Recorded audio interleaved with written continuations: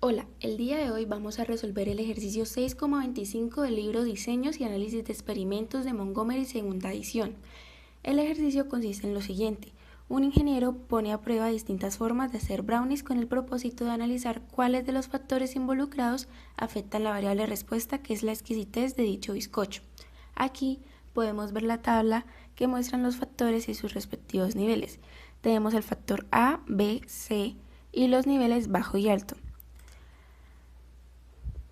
Un panel de muestra integrado por 8 personas hizo el muestreo de cada lote y llenó el cuestionario, como podemos apreciar en la siguiente tabla. Entonces, aquí tenemos el número de lotes, los factores involucrados, las 8 personas que representan las réplicas y los resultados dados por ella.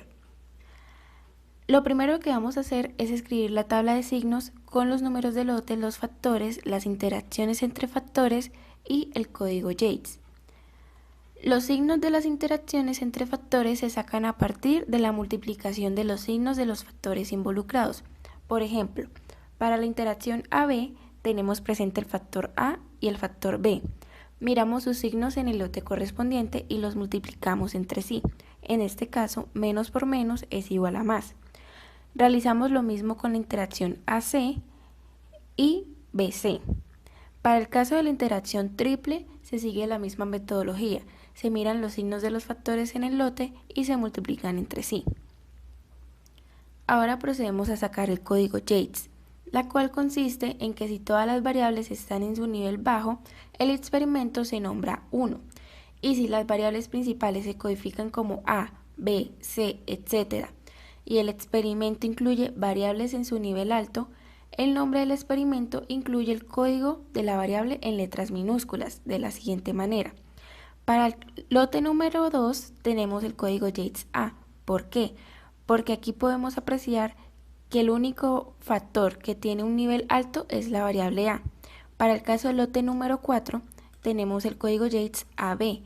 ¿Por qué? Porque tenemos el factor A y B en su nivel alto, mientras tanto C está en su nivel bajo.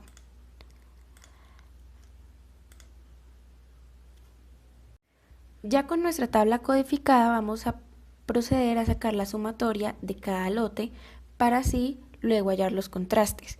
Es decir, primero sumamos los resultados dados en el lote número 1, sumamos los resultados dados en el lote número 2 y así sucesivamente. Luego hallamos el contraste que se sacan de las sumas de datos y respetando los signos. Es decir, para el contraste de A, lo que tenemos es que en el lote número 1 está con el signo negativo, entonces será menos 78. Para el lote número 2 está con signo positivo, entonces será más 97. Y así sucesivamente con todos los números. Y con el resto de los factores. Luego de sacar los contrastes, vamos a sacar los efectos, el cual consiste en la siguiente fórmula. Contraste del factor sobre n, n representa el número de réplicas, por 2 a la k menos 1, k representa el número de factores. Una vez realizado esto, procedemos a hallar el absoluto del contraste y ver cuáles factores tienen efecto sobre la variable respuesta. En este caso podemos apreciar que el factor A de un número mayor a los otros, por ende tiene un efecto sobre el experimento. Ahora vamos a realizar nuestra tabla de análisis de varianza, mejor conocida como ANOVA. Para hallar la suma de cuadrados, lo que vamos a hacer es tomar el contraste del factor elevado al cuadrado sobre 2 a la k por n. Como ya lo mencioné, k son las cantidades de factores, que en este caso son 3, y n las réplicas, que en este caso son 8. Y así se realiza la operación para cada uno de los factores. En el caso de la suma de cuadrados total, lo que haremos es la suma de cuadrados de todos los datos menos el factor de variación. El factor de variación se halla con la suma de todos los datos elevados al cuadrado sobre el número total de datos, que en este caso son 64. Y finalmente, para hallar la suma de cuadrados del error, tomamos la suma de cuadrados de total y le restamos la suma de cuadrados de los factores y las interacciones. Ahora vamos a hallar los grados de libertad. Para los grados de libertad de los factores lo que vamos a hacer es tomar la cantidad de niveles que presentan menos 1. En este caso hay 2 niveles para el factor A, entonces sería 2 menos 1. Y lo mismo sucede para B y para C. En el caso de las interacciones lo que haremos es multiplicar los grados de libertad de los factores involucrados, es decir, para la interacción de AB se multiplican los grados de libertad de A y B, que en este caso sería 1 por 1, y así con las otras interacciones. Y para el grado de libertad total se tomará la cantidad de datos totales, es decir 64, y se le restará 1. Y por último, para el grado de libertad del error, se tomará el grado de libertad total y se le restarán los grados de libertad anteriormente hallados.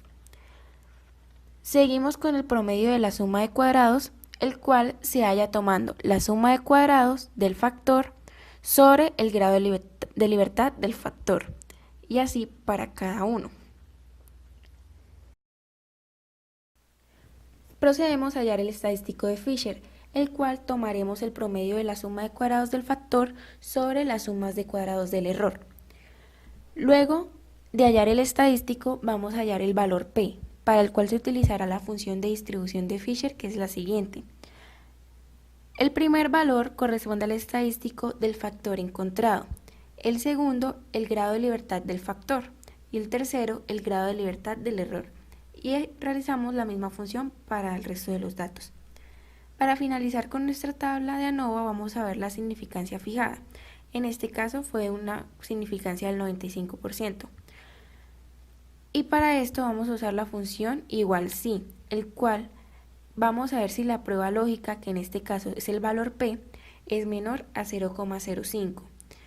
Nos indicará que sí en caso de ser verdadero o no en caso de ser falso. Si la función arroja sí, nos indica que el factor tuvo un efecto. Ahora pasaremos a las gráficas. Para facilitar el uso de tablas y gráficas, lo que hicimos fue codificar con ceros el nivel bajo y con unos al nivel alto. Para la primera parte de este análisis gráfico vamos a hallar el intervalo de confianza en el cual se estima la probabilidad de acierto. Para esto tomaremos los factores individuales y organizaremos los datos codificados como bajos y altos. Una vez organizados, procedemos a sacar el promedio de cada uno de ellos. Ahora procedemos a hallar el promedio y la desviación estándar del total de datos. Luego vamos a hallar sigma con ayuda de la desviación estándar sobre la raíz cuadrada del número total de datos. Ahora vamos a sacar la probabilidad con la función int.nor.stan. Y por último, hallaremos las colas de nuestro intervalo.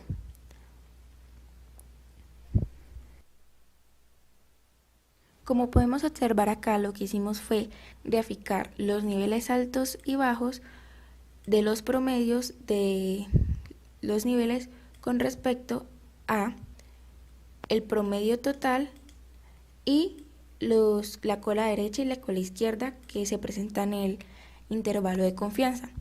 Como podemos observar, para el factor A, vemos que la línea azul es el promedio de los datos altos y bajos, y podemos apreciar que estos cruzan o sobrepasan el intervalo de confianza establecido. Por lo tanto, se evidencia que tiene un fuerte impacto sobre el experimento.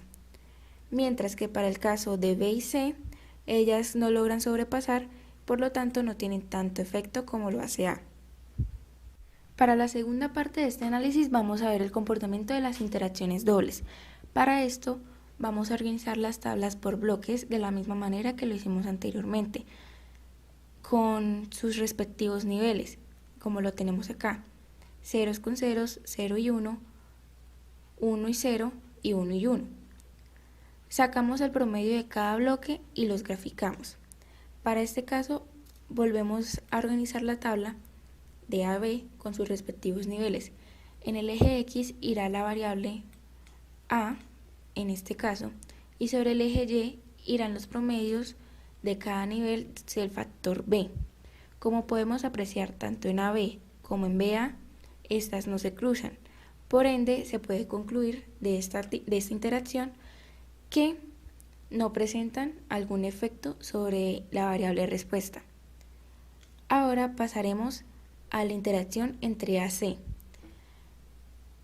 Hacemos lo mismo, organizamos una tabla, los niveles y los promedios. Para el caso de AC podemos ver una leve interacción, mientras que para el caso de CA podemos apreciar que se aproximan hacia un mismo punto, pero no se logran tocar. Por ende, no se concluye una interacción en el cruce. Y sucede lo mismo para la interacción de BC y CB. En una se cruzan, pero en la otra no. Por ende, la interacción no es tan evidente. Por último, vamos a hallar la tabla de residuales. Como bien se sabe, esta tabla se halla con el factor que tuvo efecto y significancia sobre el experimento, que en este caso fue el factor A, y utilizaremos el siguiente modelo. Lo primero que debemos realizar es hallar el promedio de cada nivel que presenta el factor, en este caso el promedio de los A negativos y el promedio de los A positivos, para luego sí utilizar este modelo. Para el primer factor, como vemos que está en un nivel bajo, pues tomamos dicho resultado menos el promedio de ese nivel. Para el siguiente factor, tomamos ese resultado y le restamos el promedio de dicho nivel. Y seguimos así con el resto de resultados del panel de prueba, respetando el nivel en el que se encuentre. Una vez tengamos lista nuestra tabla de residuales, lo que vamos a proceder es hacer el supuesto de normalidad.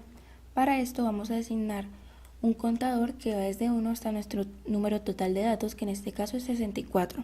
Luego procedemos a hacer una columna con los residuales ya hallados anteriormente, y estos se deben organizar de menor a mayor. Luego procedemos a hallar nuestra probabilidad, que vendría siendo el contador menos 0,5 sobre el número total de datos. Y luego hallamos el inverso de esta probabilidad, es decir, z, con la función if.nor.star.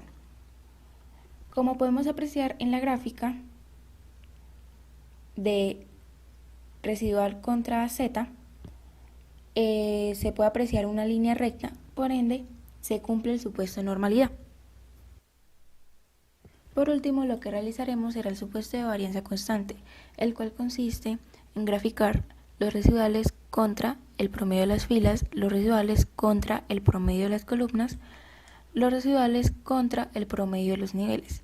En este caso podemos observar que ninguna gráfica me presenta un patrón.